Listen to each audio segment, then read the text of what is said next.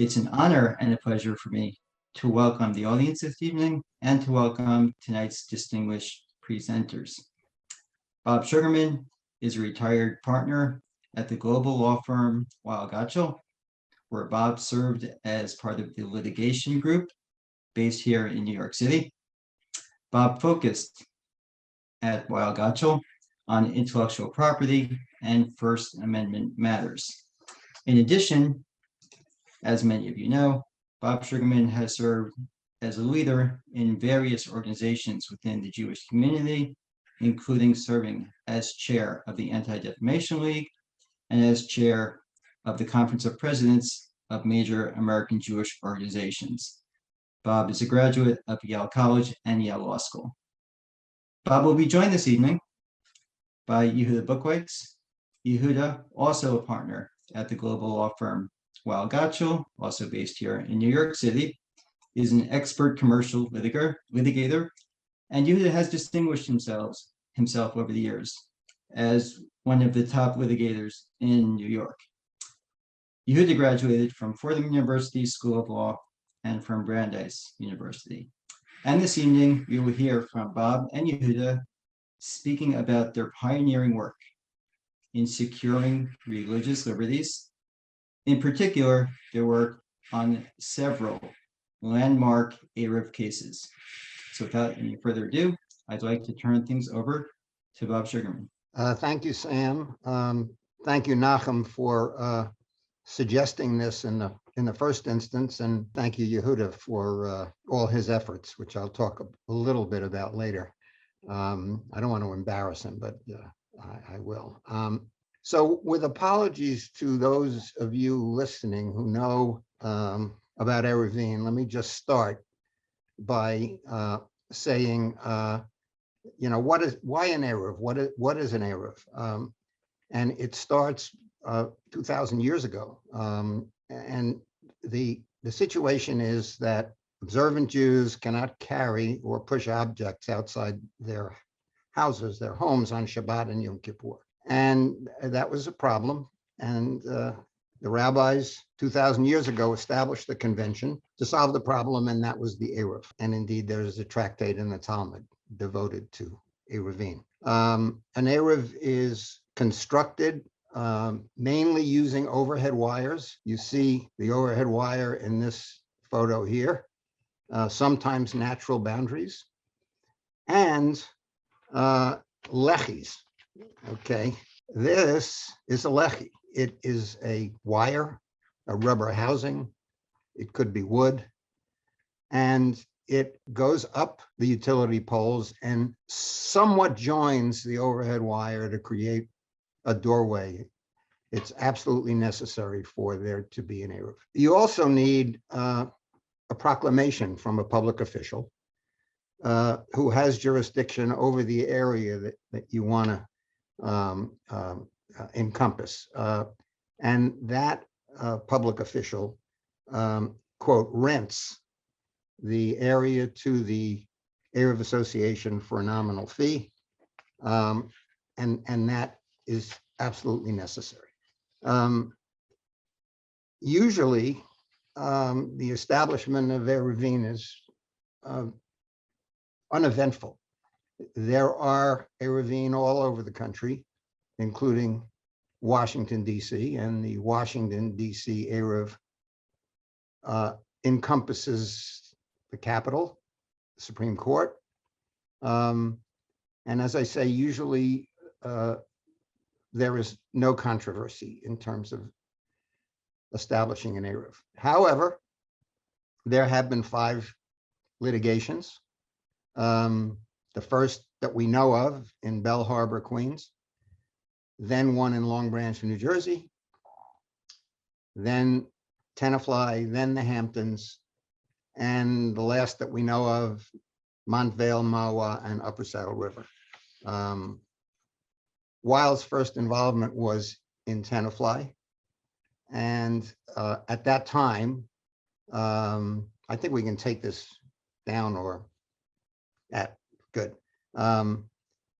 One of our corporate associates lived in Tenafly, and she came to the pro bono people at the firm and asked whether we would represent the Tenafly Eruv Association in what likely was going to be a litigation.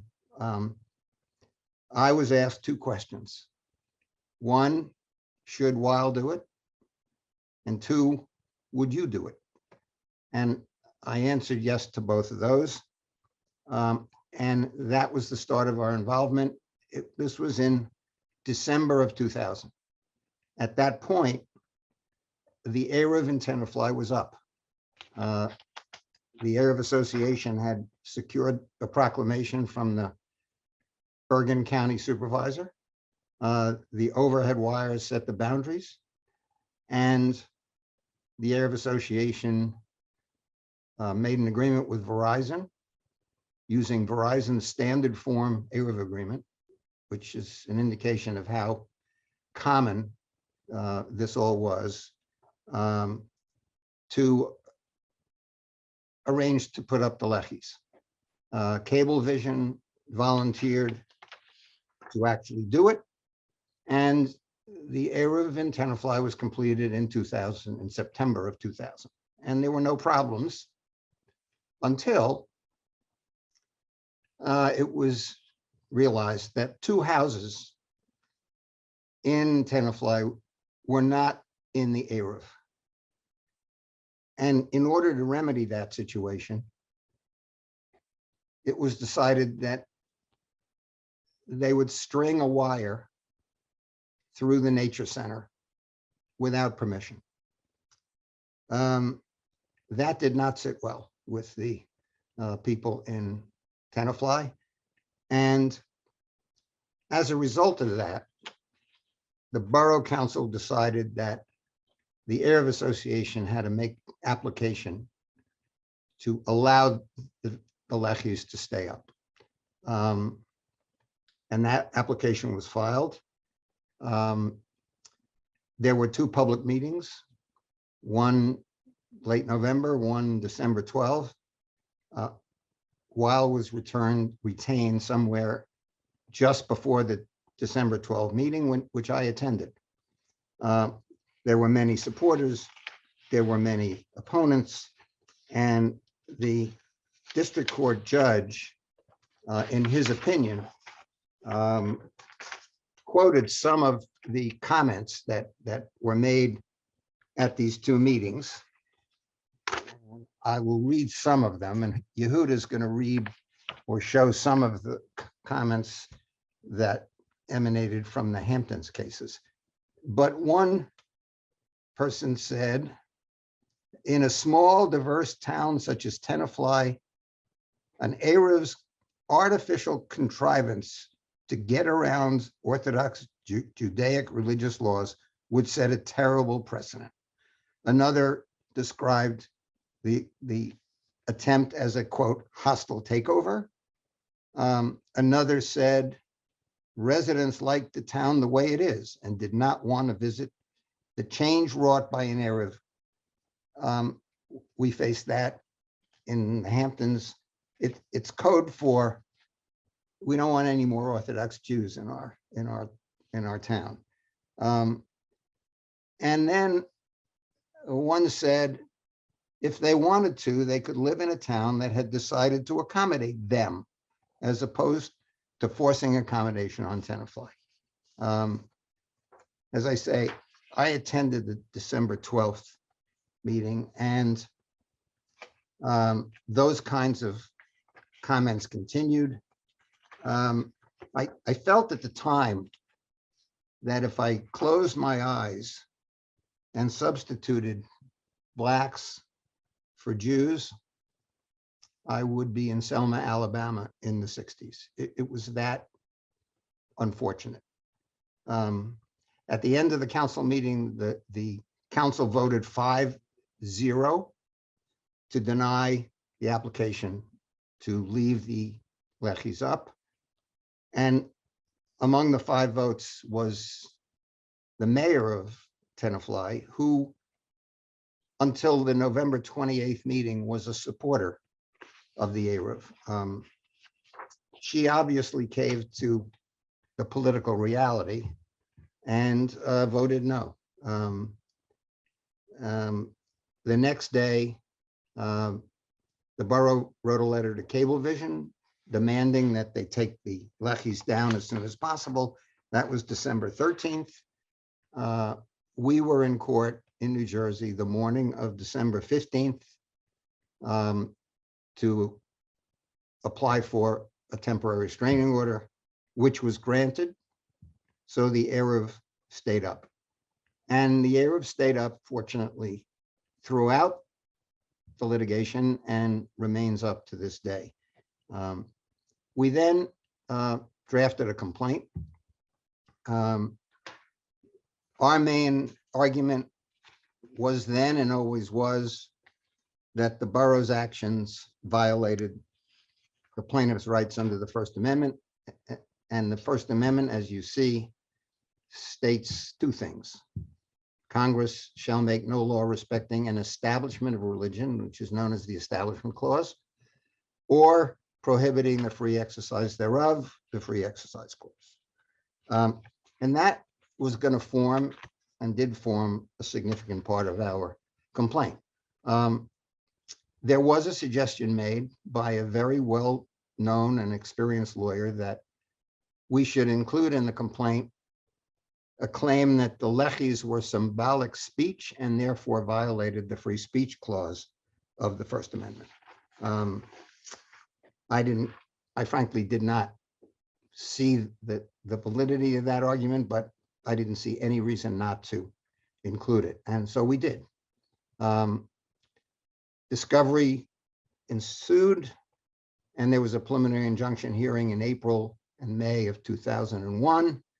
Again, the main argument was the free exercise argument. The borough relied on Ordinance 691, which prohibited the placement of anything on the polls. And the response that we made to that was it was never enforced, or it was selectively enforced. And so we were able to establish that there had been on the polls undisturbed house number signs, lost animal signs, orange ribbons in a long controversy over school regionalization, the annual Chamber of Commerce holiday displays, including red ribbons, wreaths, and holiday lights, and in the right-of-way, not on the polls, but in the borough's right-of-way, church directional signs bearing crosses. The district court judge rejected both the free speech and free exercise arguments, never even addressing the selective enforcement argument. Thus, he dissolved the TRO and refused to give us a stay of his order so that we could go to the Court of Appeals in the Third Circuit to appeal. He did, fortunately, temporarily stay his order so that we could go to the Court of Appeals and ask the court to stay the order, which we did. And fortunately, the Court of Appeals indeed granted the motion and stayed his order, and the Eruv remained up. The Court of Appeals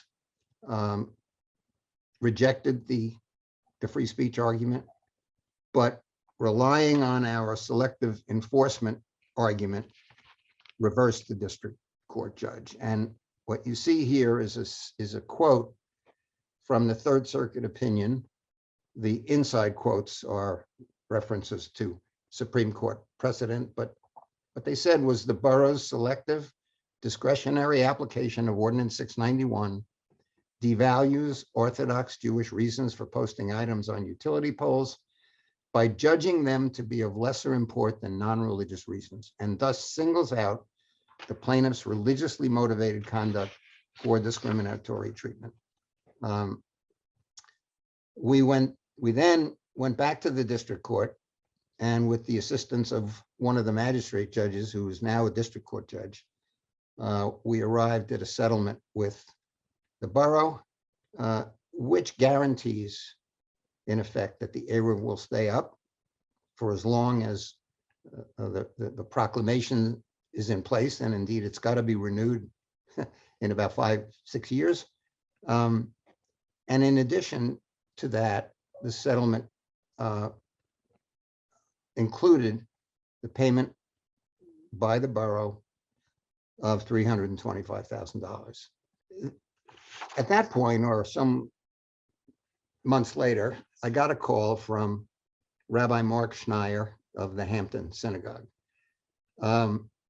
who said, your reputation precedes you. We're having a problem in the Hamptons. Would you and your firm represent us in that situation?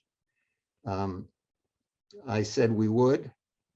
And in one of the smartest moves of my legal career, I convinced Yehudah Buchweitz to join me in the Hamptons cases. And he really ran with them. And it's a pleasure for me now to turn it over to him so that he can describe those cases. Yehudah? Thanks, Bob. Bob has been for many, many years one of my best mentors, great role model for how people should have both a very important and significant legal career while at the same time giving back very significantly. And also for showing how to utilize the amazing gifts that we have as Weil Gotshal Lawyers, which is a firm that's incredibly dedicated to pro bono, never said no once to any of the many, many, many, many hundreds, thousands of hours that we've had people spend on these matters, and to use that gift that we have as being, longtime Weil lawyers to do good for people. So, and Sam mentioned that I went to Fordham, but he did not mention that I was his student. And that's how I, in part, ended up with this, working with Sam on some of these things now. So the Hamptons cases, what are the Hamptons cases tell us? Okay, so the Tenafly case was supposed to be the Eruv case to end all Eruv cases. That was wrong. Okay, so what was different about the Hamptons? So a few things were different. First of all, the Eruv was not up. Okay, it is a lot more sympathetic when you have the Eruv already up and people have been relying on it, and someone's trying to take it down, take away a right from you, as opposed to trying to put something up when people haven't had it. And in this case, some of the people have been living there for quite some time without an Eruv. So to argue that there was an emergent need to have an Eruv was one challenge. Another challenge was we had 3 different municipalities with 3 different local laws. We didn't have just local law 691. And the next challenge, the biggest challenge of all, was when we showed up to our preliminary injunction hearing and we were ready to make all of our arguments about selective enforcement, and we had photographs of all sorts of things. What we had were a series of cops that came in one after another with boxes and boxes and boxes of signs that they had been taking down over time. So the selective enforcement argument was not going to work. And that's okay, because we had lots of other arguments too. But we had to pivot from that. And because the Eruv wasn't up, we were not able to initially get a preliminary injunction. And what ended up happening was we had to go back to each of these towns, go through all of their local processes, go through various appeals of that. And it ended up spawning 5 separate litigations within the litigation. There was a federal case against each of the 3 municipalities, West Hampton Beach, Quogue, and the town of Southampton. There was also a litigation brought by people who called themselves the Jewish people opposed to the Eruv, who sued us and West Hampton Beach with strange bedfellows. And then there was a 5th litigation that Verizon and LIPA, the Long Island Power Authority, ended up bringing about their authority, but only when basically we threatened that we were going to have to sue them if they didn't. So we had 5 different litigations, years and years and years of litigation, many issues, but there were 3 seminal decisions that came out of these things, which I'm going to get into a second. Just 2 of our more despicable quotes happen to be, it doesn't matter what they are, but these are 2 of the quotes you see. If you need an Eruv, this is not the place. Why does the town have to change for certain people? There are other seaside communities. If you're Orthodox, you know that not every place in the world for you. So this is not even code, not code at all. We've had plenty of code over the years. I've seen code from here until doomsday. This is just straight up discrimination. It's like social engineering. We fought like hell to get out of the ghetto, and now they want to create it again. The opposition in the village is very, very high. Okay. Yes, it was true. There was opposition that was very high, but I'll tell you, the Eruv has been up there now for many years, and nothing has changed. Okay, it's not all of a sudden the whole world has changed. It's still, you know, very nice area out there. Okay, so 3 issues, 3 seminal legal issues in 3 different courts at 3 different points in time with 3 different sets of parties. But each of those legal issues have set up and have eliminated legal questions that plagued all of the Eruv cases going back. The Bell Harbor case, the Long Branch case, Tenafly case, and they were resolved in this case. The first one is, so you saw the First Amendment item that Bob showed you. There's the Establishment Clause and the Free Exercise Clause. And the Eruv has a push and a pull on both, okay? So on the Establishment Clause, the question is, how much is the town or a municipal utility or public utility doing to establish religion here, okay? So that was an argument that the Jewish people opposed the Eruv, and this was the issue in the Second Circuit. But at the same time, we have a free exercise argument that people have a free exercise. So where is that line drawn in an Eruv case where people have a free exercise, have an ability to freely exercise their religion, but we do not want to have the municipality establish a religion? So this was argued in the Second Circuit Court of Appeals, which is the appellate court for New York, Connecticut, and Vermont. We had 3 different judges up there. We did a lot of research on all of them. It just so happens one of the judges was the mayor of the city of West Hartford in 1985 when the Eruv went up in West Hartford without any dispute at all. He actually didn't even remember that he signed off on it, but he did, and other items as well. So here, what did the court rule? The court ruled no, okay? The way you guys have these Eruvs set up, that it's really the Eruv Association that does virtually everything. All the town does is say, okay, you do whatever you normally do with these other polls. The municipality here, the public authority, public utility, LIPA, all they do is enter into an agreement with an Eruv association. They don't give any benefit. They actually charge a price. It was $5 a poll at the time. The prices have gone up. I've heard complaints about that. I told them not to complain. And you pay the same price to put a Lethi on as you would to put a light on, as you would to put a cable box on, as you put anything that's a permitted use on these poles. And that was a super important issue for the judges. And they concluded that it is not an establishment of religion for LIPA to allow Lethis to go on poles. Sitting here now, looking back, it seems like it's an obvious thing, but I can tell you that there was thousands of pieces of paper litigated over this, many arguments, in all the different litigations, whether this is a establishment of religion. And not only that, the really important thing that this court did was it said that a neutral accommodation of religious practice qualifies as a secular purpose. And that is something that leads the way to other things, such as what you'll see in one of the other decisions, where it is a secular purpose to accommodate religion. So and this is something we say all the time now, whenever somebody, tries to make noise about an Eruv, it hasn't happened in a little while now, we go and we say, no. It's not just that you have to stand out of the way. It's actually your affirmative duty to accommodate religion. Now, I'm not saying you have to help religion, but you have an affirmative duty to accommodate religion. That was the Second Circuit. Here's the town of Southampton. Now, this is in state court in Suffolk County, with a judge and there are a few Eruvin in Suffolk County. I know that Touro is in Suffolk County, and that's the court we were in Central Islip out there. And here, each one of the towns had a slightly different law that they were trying to apply and see if they can get it to apply to an Eruv. And what these towns did was they kept trying to find a way to ban the Eruv.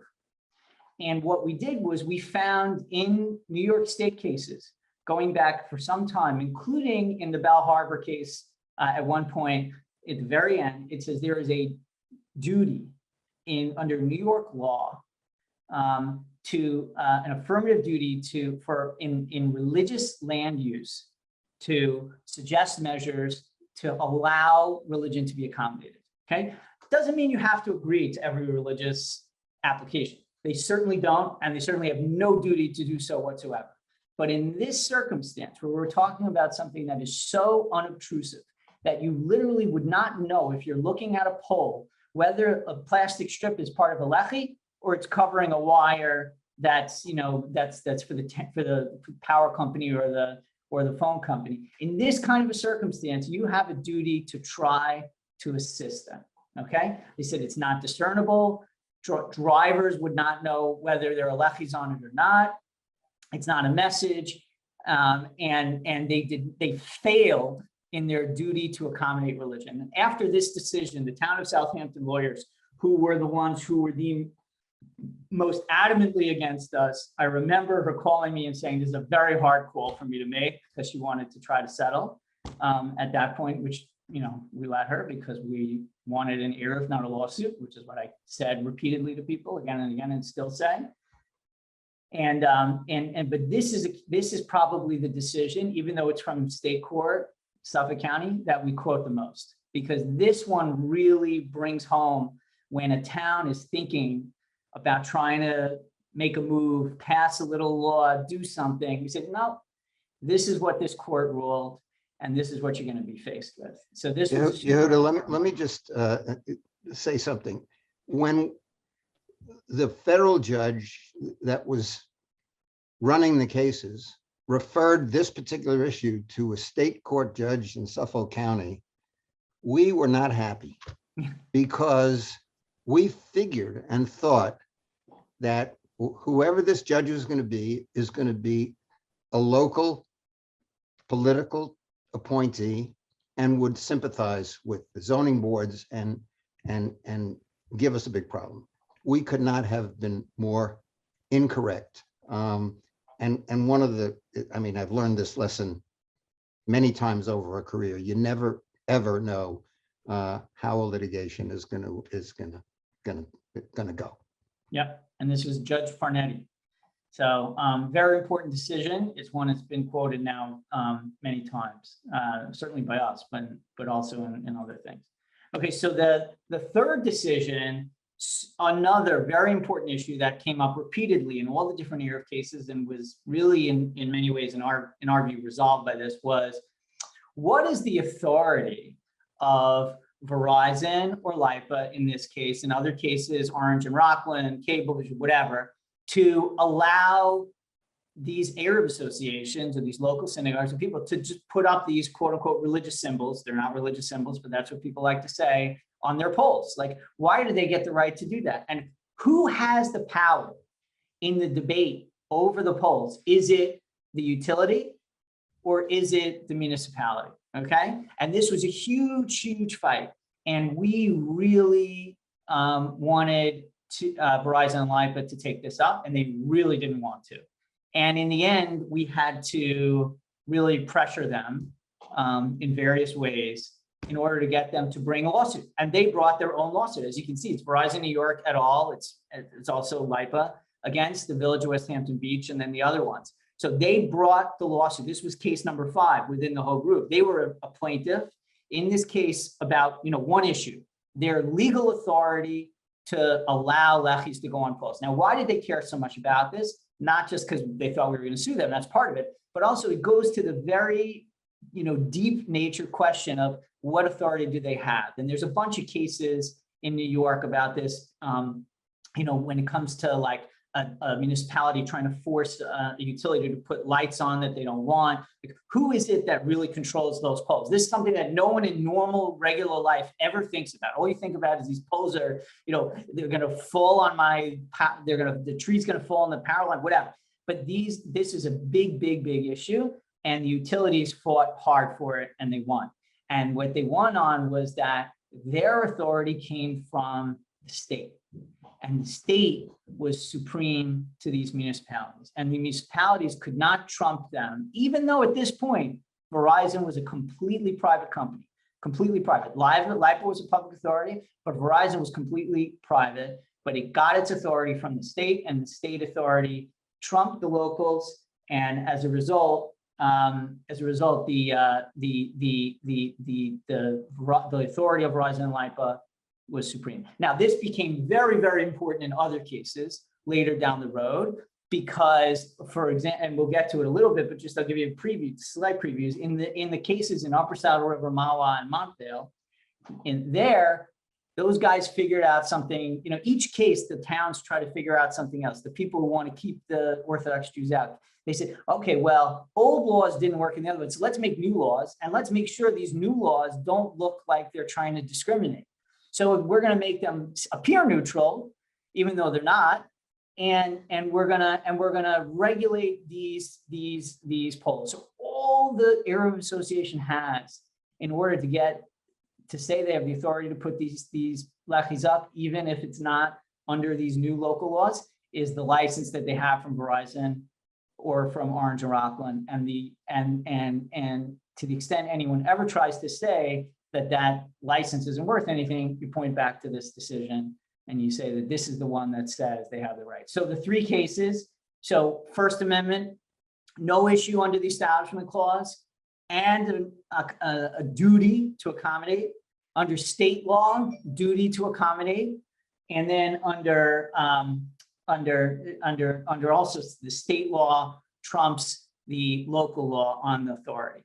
So those were the three big kind of decisions. Those are the three big issues. There were lots of other issues, lots and lots of issues in all the litigation. But once those three things were decided, you could see it was in 2014 and 2015, all three of them. Everything kind of fell after that. And each of the towns tried to, came to us and they wanted to settle. And this says it was 5 years. I think it might have even been 8 years. I think the firm donated $5 million of legal fees throughout the entire thing. And we got some nice press here. This is in AmLaw. It was also covered by the New York Times. And, you know, it was a big moment in the Eruv litigation history, and also frankly in religious civil liberties history, because what you have here is a straight up attempt to keep a certain type of people from living where they want and for practicing their religion the way they think sees fit. And it will never, ever, ever impose anything on anyone else by having this, you know, basically imaginary border around them that they feel is important to them and that doesn't impose anything on anyone else. It is the epitome of the kind of thing where you should be reasonably accommodating religion. I said, and you were about to say something about. Yehudah, two other observations. One, in the midst of the Hamptons case, a reporter for The Daily Show went out to Southampton and first interviewed one of the officers of the Jewish people opposed to the Eruv, and then interviewed a proponent of the Eruv.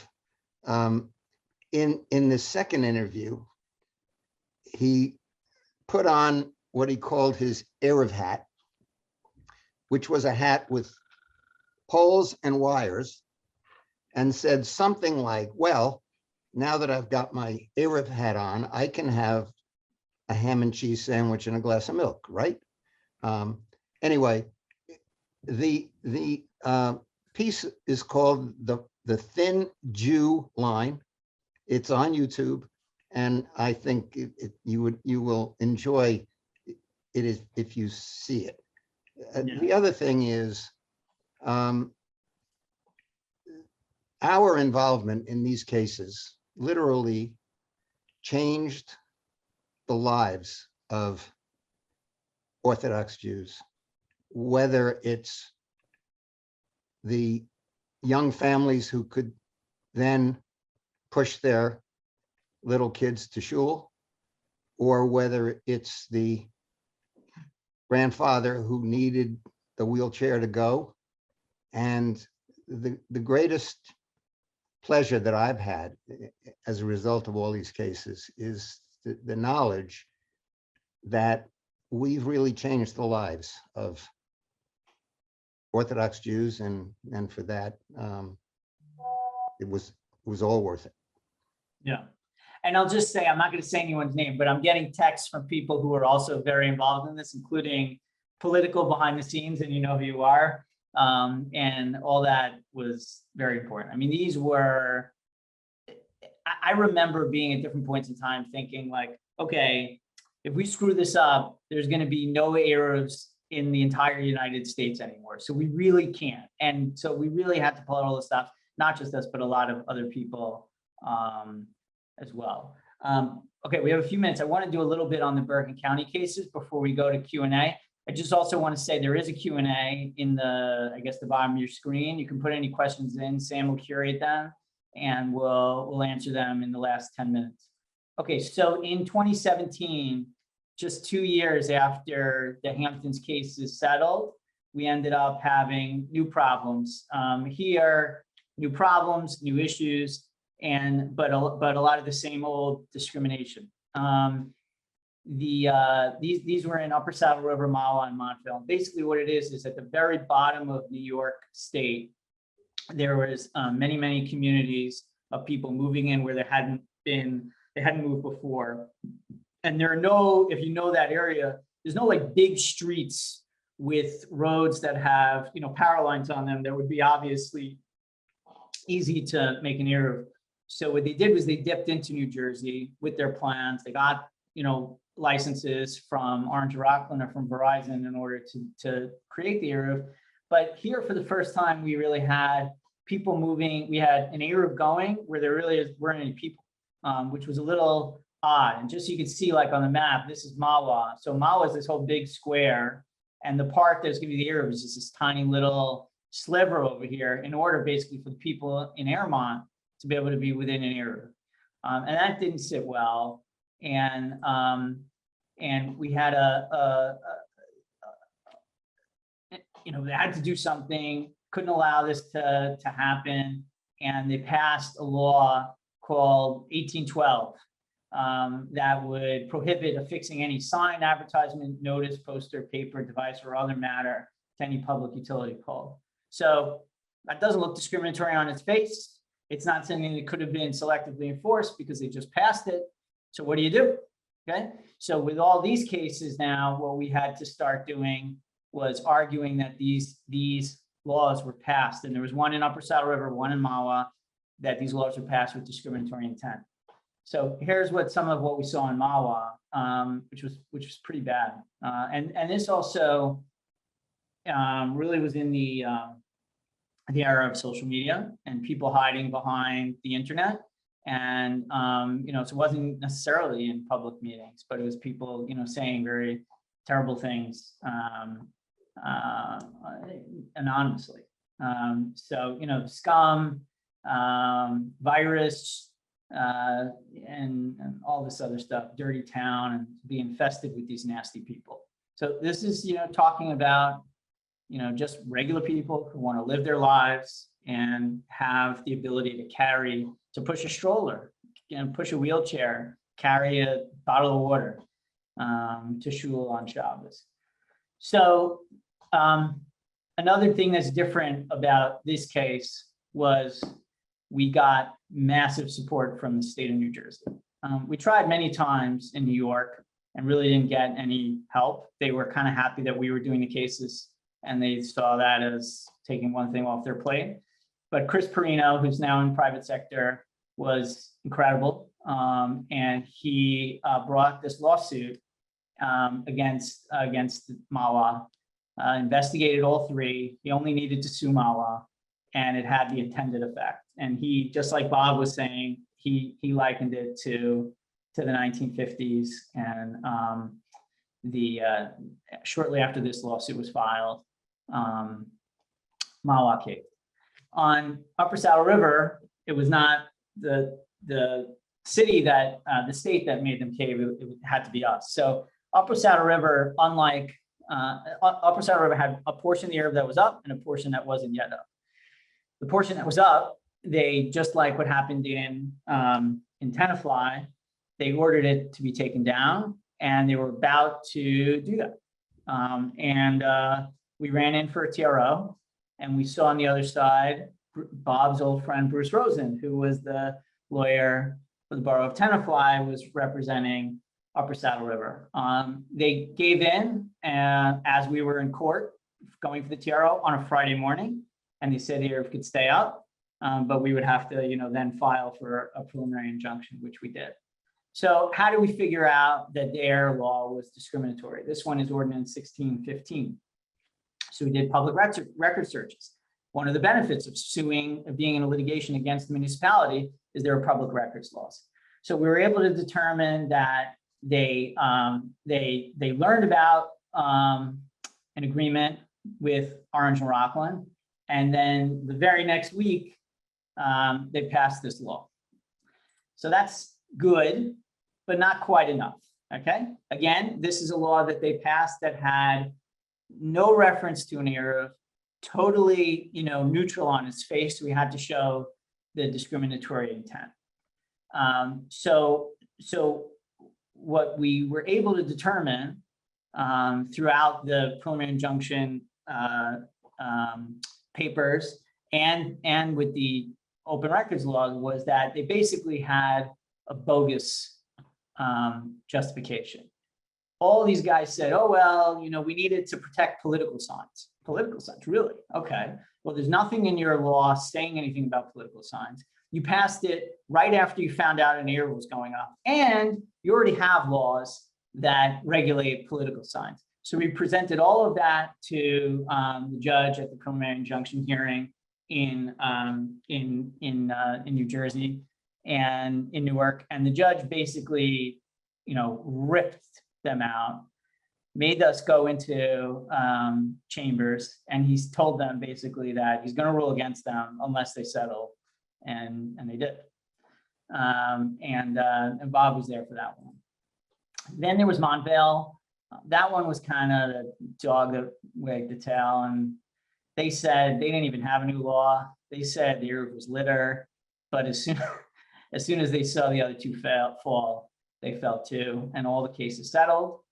And for these, we did make them in the Hamptons. Bob probably thinks it was a mistake, but we did not make anyone pay any legal fees. I thought it was important to just get them done. Here, we made everyone pay a little bit, and all of the legal fees that were paid were donated back to the Eruv associations for maintenance of the Eruv. We didn't keep any of it.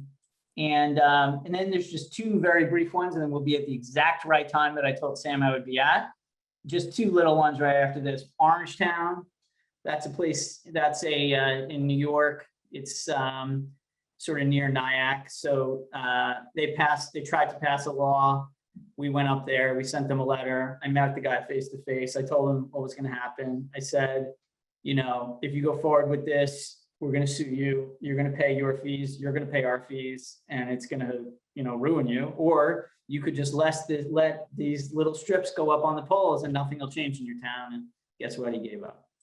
And then the same thing in Woodbury, very similar.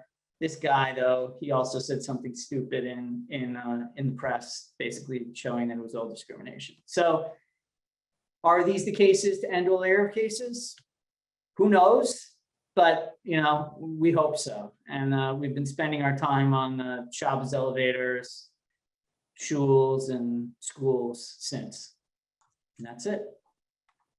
Well, thank you so much, Yehudah, and thank you so much, Bob, for such a wonderful presentation. So substantive, covering so much ground in such a concise method, and so helpful for our audience.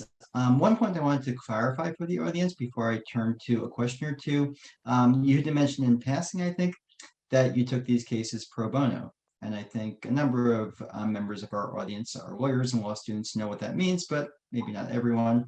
So pro bono publico, a Latin term that means for the public good, that while it took these cases on without charging a fee to the clients, which is quite substantial, as Yehudah mentioned, for a global law firm. Like while most of your clients, Yehudah, of course, and Bob, are big corporations, which do pay a substantial fee for your excellent services. And I think it speaks very well of the firm and, of course, very well of both of you. And on that note, we saw the photo of the team that worked with you, and I've met a number of members of the team. And a number of the questions that came in from the audience were curious about some of the technicalities. Some of the participants this evening had heard of the term Eruv for many years, but they had never heard of the term Lechi. And what was it like for you? Both of you, of course, have a background in Judaism and Jewish law. What was it like to have to educate both the members of your team and to, quite frankly, educate the judges you were appearing before on these very technical aspects of Jewish law? I didn't come to these cases with a very significant knowledge of Jewish law. My wife has much more of a significant knowledge of that than do I. But it never was difficult for me to explain the components of the Eruv and what is a lechi and why do you need it. And the one piece of this that was somewhat difficult for me was the argument that your clients are trying to evade and avoid their obligations under their religion, and how can that be? I mean, they choose what religion to observe, and they can't just say, well, we're going to put some wires up and some strips, and all of a sudden we can push and the answer that I've always given is 2,000 years ago. This was what the rabbis established and wrote about it, and it's a convention, just like there are conventions in many other areas and aspects of our existence. So Yehudah, I don't want to add whatever you. Yeah, I mean, look, we've learned a lot over the years. I mean, it's interesting that the different rabbis who supervised the different areas that we've dealt with have slightly different views of things. But it's you know, the lechis are the thing that ends up getting litigated, right? Because the mountain is there, the fence is there. You're not able to put up, you know, it's not going to be a reasonable accommodation of religion necessarily to say, okay, we need to put a big, huge wall. So the place we end up litigating is the lechis. And, you know, the other sides have argued, oh, it's a legal fiction, oh, this, oh, that. And I remember one time, at one point, we were talking, they were going into, the woman from the town of Southampton was going into one of the arguments about how, you know, like Bob said, you know, people just want to get a way around their religion. And I scoffed at her, and she said, "Are you scoffing at me?" And I said, "Yes, because what you're saying deserves to be scoffed at." And I think one of the best things that we had in each of these cases were people of different levels of religiosity.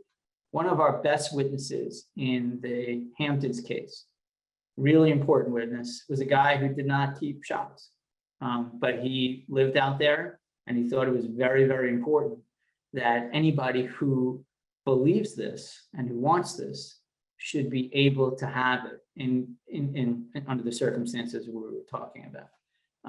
And that's really, you know, where the freedom of religion comes in. And that's what this is really about. Thank you. And the Eruv within Jewish law is certainly one of the most complex areas of halacha, one of the most complex areas within the Jewish legal system, though it's, you know, quite disingenuous for an opponent of Eruv to criticize you for not following your own religious practices. And as you well know, you mentioned in passing, you were my student many years ago at Fordham Law School in my Jewish law class. And I do want to take this opportunity to thank you publicly for your service on the Jewish Law Institute Advisory Board at Touro Law, an inaugural member of the advisory board. And Bob, likewise, although not formally a member of the board, we've appreciated your wise counsel and advice over the years. There's another question has to do with some of the political aspects that you alluded to, Yehudah, and a curiosity as to whether the government, the DOJ in particular, was involved in the proceedings at any point in defending the civil rights of the Jewish communities. Right. So the DOJ gets involved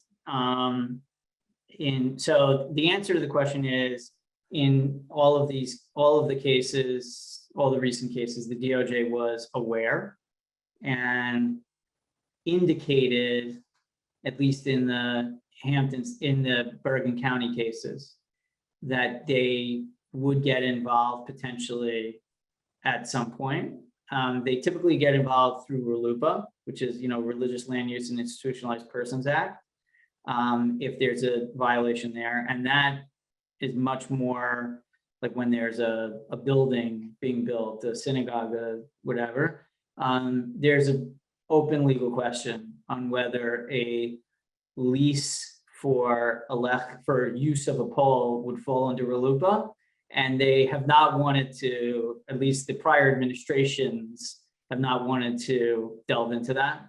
But like I said, the New Jersey Attorney General's office and the Department of Civil Rights there, fabulous, amazing. I mean, the lawsuit they brought against Mawa was a game changer. And they've been involved in other cases where I know they don't tell me everything, but I know that they're doing things. So that's important. Thank you. And maybe a final question moving forward. You mentioned that it's been some time since the Eruv cases have been brought, and you've sort of moved on in some ways to many other areas of religious liberty, in particular within the Orthodox Jewish community. Do you anticipate any cases arising regarding Eruvs? Is there a chance we'd ever reach the Supreme Court? And do you think maybe society and or legal attitudes have changed over the years? Well, maybe I'll start and Bob, you can go on. I mean, they did deny cert in Tenafly. Bob gave them a chance for no legal fees if they wouldn't have gone for it, but the Supreme Court did deny cert.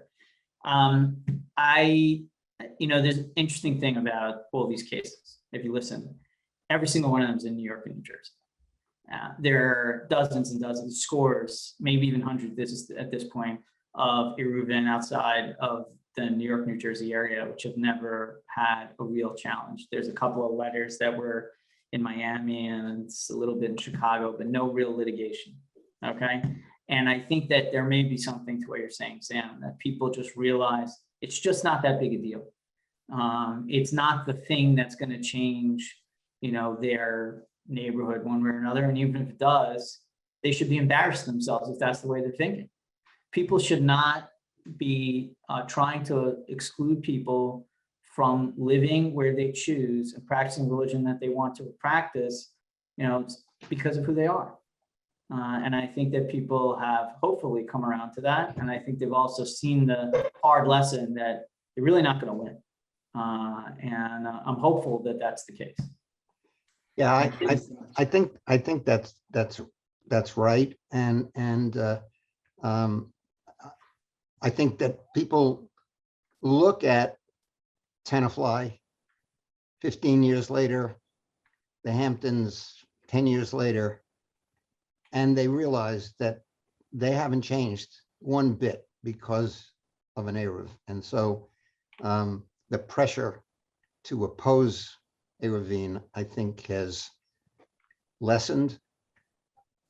I probably shouldn't have said that because I suspect there might be another case. And as I said way at the beginning, this is all political. Members of boards of borough councils and city councils and value more than everything else getting reelected.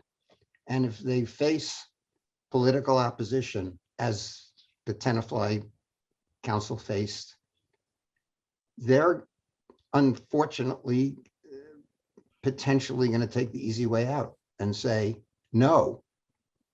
And then the only way they say yes is because some court tells them that they have to do it. And then they have the argument, well, we fought, we lost, and there's nothing we can do. Hopefully, that's not going to happen, but who knows?